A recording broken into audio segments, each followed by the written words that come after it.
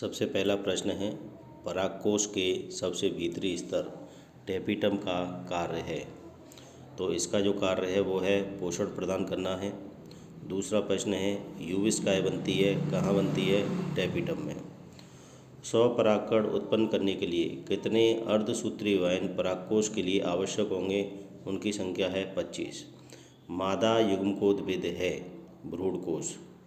परिपक्व पॉलीगोनम प्रकार के भ्रूणकोश में पाए जाते हैं। 7 कोशिकाएं तथा 8 केंद्रक इसके अंदर पाए जाते हैं। छठवां प्रश्न है अपना, आवृतबीजी पादपों में एक परागकण में कितने नर युग्मक बनते हैं? तो इसमें एक परागकण में 2 नर युग्मकों का निर्माण होता है। अब हम बात करते हैं, लघुत्तरात्मक प्रश्नों की बात कर रहे हैं। टेपिटम कितने प्रकार की होती है? उनके नाम बताइए। टेपिटम 2 प्रकार की होती है, अमीबीय टेपिटम तथा ग्रंथिल या स्त्रावी टेपिटम। पोलन किट क्या है? इसको पोलन किट भी कहते हैं। अनेक कीट परागित पुष्पों के परागकण की सतह पर एक तेलीय परत पाई जाती है जिसे पोलन किट कहते हैं। परागनलिका परागकण के किस स्थल से बाहर निकलती है? परागनलिका परागकण के जनन छिद्र से बाहर निकलती है। अंड समुच्चय क्या है? भ्रूणकोश में बीजांड द्वारीय छोर की तरफ 3 कोशिकाओं का जो समूह पाया जाता है जिसे हम क्या कहते हैं? अंड समुच्चय। द्वितीयक केंद्रक कैसे बनता है? द्वितीयक केंद्रक कैसे बनता है? भ्रूणकोश में दोनों ध्रुवों में एक एक केंद्रक सलीन कोशिका के केंद्रक में आकर आपस में संयोजन करके द्वितीयक केंद्रक का निर्माण करता है। यहाँ आप जो उत्तर है, उत्तर में यहाँ भ्रूणकोश लिखा है, आप इसको भ्रूणकोश पढ़ें और संयोजन में संयोजन पढ़ें इसे। नागफनी में किस प्रकार का बीजांड पाया जाता है? नागफनी में कुंडलित प्रकार का बीजांड इसके अंदर पाया जाता है। 7वां प्रश्न है, आवृतबीजी पादपों में किस संरचना को बीजाणु पर्णप्ररोधारी प्ररोह भी कहते हैं? तो आवृतबीजी पादपों में पुष्प को बीजाणु पर्णधारी प्ररोह कहा जाता है। एक प्रारूपिक पुष्प के नर तथा मादा जननांगों के नाम लिखिए। तो नर जननांग है पुमंग और मादा जननांग का नाम है जायांग। पुमंग के एकल सदस्य का नाम लिखिए। तो पुंकेसर पुमंग के एकल सदस्य कहलाते हैं। पुंकेसर को किस अन्य नाम से भी जाना जाता है? पुंकेसर को लघु बीजाणु पर्ण के नाम से भी जाना जाता है। जायांग की एकल इकाई क्या कहलाती है? जायांग की एकल इकाई अंडप कहलाती है। अंडप को किस अन्य नाम से भी जाना जाता है? अंडप को गुरु बीजाणु पर्ण के नाम से भी जाना जाता है। पुंकेसर के 3 भागों के नाम बताइए। पुंकेसर के 3 भाग हैं, परागकोश, पुतंतु तथा योजी। एक द्विपालित परागकोश में लघु बीजाणु धानियों की संख्या कितनी हो सकती है?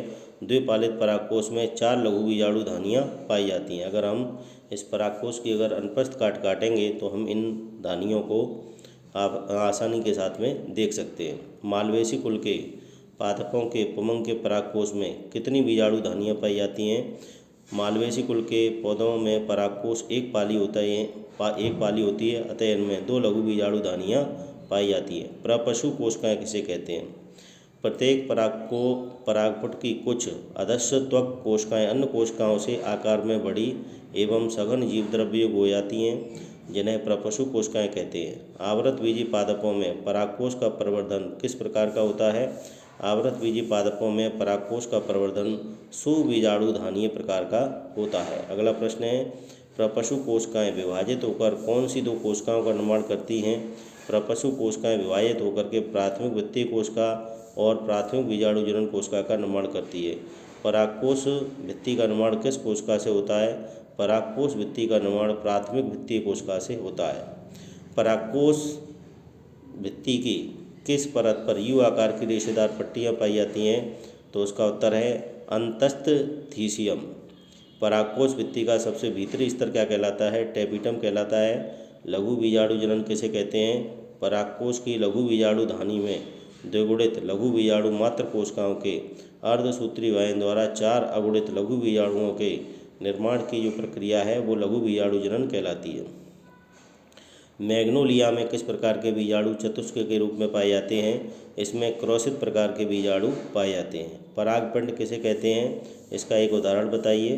पराग कुछ पादपों में परागकण परस्पर मिलकर एक विशेष संरचना बना लेते हैं जिसे परागपिंड कहते हैं। उदाहरण है इसका आग। बहुबीजाणुता किसे कहते हैं? यदि एक लघु बीजाणु चतुष्क में 4 से अधिक लघु बीजाणु उपस्थित होते हैं तो इस अवस्था को बहुबीजाणुता कहते हैं। नर युग्मकोद्भिद किसे कहते हैं? अंकुरित परागकण को नर युग्मकोद्भिद कहते हैं। परागकण की बाह्य तथा अंतःभित्तियाँ किससे मिलकर के बनी होती हैं? बाह्य भित्ति स्पोरोपोलिन से तथा अंतःभित्ति पैक्टिन तथा सेल्यूलोज से मिलकर बनी होती है। वर्तकाग्र पर अंकुरण हो जाने के पश्चात परागनलिका में केंद्रकों की संख्या तथा उनके नाम लिखिए। संख्या है केंद्रकों की संख्या 3, एक कायक तथा 2 नरयुग्मक या जनन केंद्रक। नर युग्मकों में गुणसूत्रों की संख्या किस प्रकार की होती है? नर युग्मकों में गुणसूत्रों की संख्या अगुणित प्रकार की होती है। बीजाणु को किस अन्य नाम से भी जाना जाता है? बीजांड को गुरु बीजाणु पर्ण के नाम से जाना जाता है। बीजांड व्रंत किसे कहते हैं? प्रत्येक बीजांड अंडाशय में एक व्रंतनुमा संरचना द्वारा जुड़ा रहता है जिसे बीजांड व्रंत कहते हैं। रैफी या रैफे किसे कहते हैं? कभी कभी बीजांड व्रंत के अंडाशय से जुड़ने के स्थान पर एक उभार जैसी संरचना पाई जाती है जिसे रैफी कहते हैं। रैफे कहते हैं। बीजांडकाय किसे कहते हैं? बीजांड का मुख्य भाग मृदुतकी कोशिकाओं का बना होता है जिसमें बीजांड कोश धसा हुआ रहता है, बीजांडकाय कहलाता है। अंड समुच्चय की कोशिकाओं के नाम बताइए। 1 अंड कोशिका तथा 2 सहायक कोशिका। पॉलीगोनेसी कुल के पौधों में किस प्रकार का बीजांड पाया जाता है? इनमें ऋजु प्रकार का बीजांड पाया जाता है। किन पौधों में वक्र बीजांड पाया जाता है? 2 उदाहरण बताने हैं। क्रूसीफेरी कुल के पादपों में वक्र बीजांड पाया जाता है। उदाहरण है इसका सरसों है और मटर है। गुरु बीजाणु जनन किसे कहते हैं? गुरु बीजाणु मात्र कोशिका द्वारा गुरु बीजाणुओं के निर्माण की जो क्रिया है उसे हम गुरु बीजाणु जनन कहते हैं। गुरु बीजाणु मात्र कोशिका में अर्धसूत्रण होने पर कितने और कैसे गुरु बीजाणु बनते हैं? 4 अगुणित गुरु बीजाणु इसके द्वारा निर्मित होते हैं। मादा युग्मकोद्भिद का निर्माण किसके द्वारा होता है? मादा युग्मकोद्भिद का निर्माण सक्रिय गुरु बीजाणुओं से होता है। निभागीय छोर पर उपस्थित 3 कोशिकाओं का समूह क्या कहलाता है? प्रतिविन्यासित या प्रतिमुखी कोशिकाएं कहलाती हैं। एक बीजांडविक पॉलीगोनम प्रकार के भ्रूणकोश में केंद्रक व कोशिकाओं की संख्या कितनी होती है? तो इनकी संख्या 7 कोशिकाएं तथा 8 केंद्र की होती है।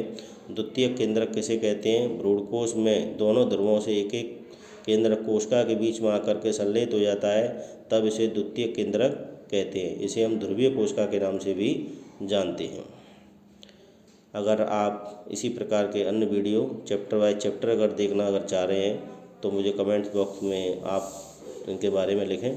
आपको नए वीडियो जो अगला जो चैप्टर है, तीसरे चैप्टर के जो प्रश्न उत्तर हैं वो आपको शीघ्र ही आपको प्राप्त होंगे।